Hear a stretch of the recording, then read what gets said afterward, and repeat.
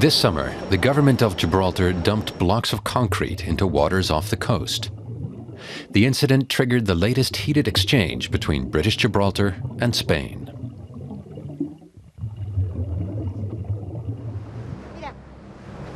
Look at this.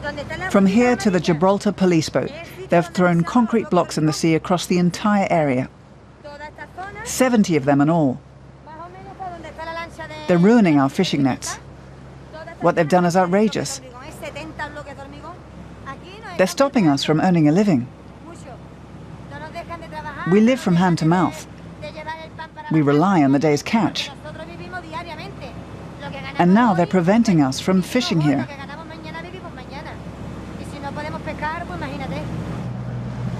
The government of Gibraltar says it needs the concrete blocks to create an artificial reef in its territorial waters that attracts marine wildlife.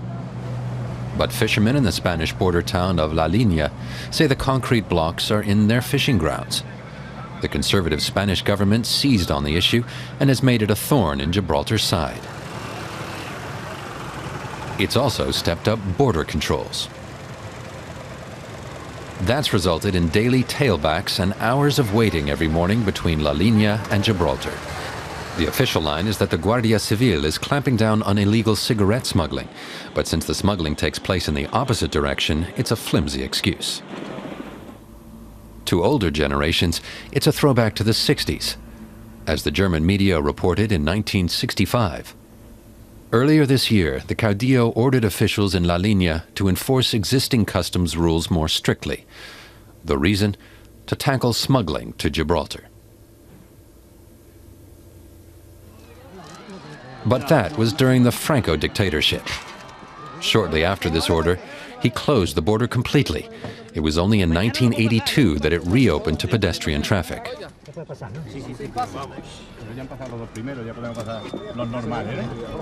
The people of La Línea celebrate it,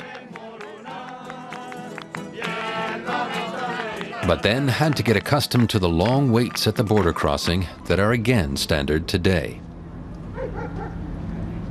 It's outrageous.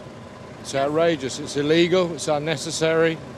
It's affecting mostly Spanish people, so I don't know what they hope to achieve, but they won't achieve it this way. Perhaps that's why the Spanish came up with another idea. Madrid intends to clamp down on bunkering, the practice of refueling at sea.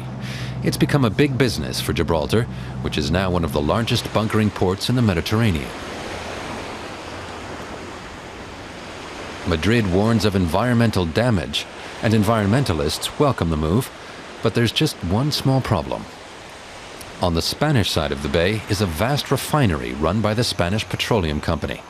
Taking advantage of Gibraltar's tax system, the Spanish company operates a subsidiary in Gibraltar that offers its own bunkering services. Ships refuel in Algeciras just as much as they do in Gibraltar. Until a year ago, the Spanish Environment Minister was president of a company that sold fuel. And where did he buy it from? In the floating fuel storage tankers here in Gibraltar, which are now the target of his outrage.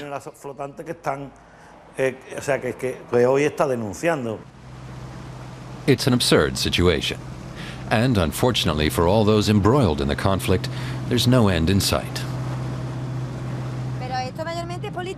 It's a political issue. We're caught in the crossfire.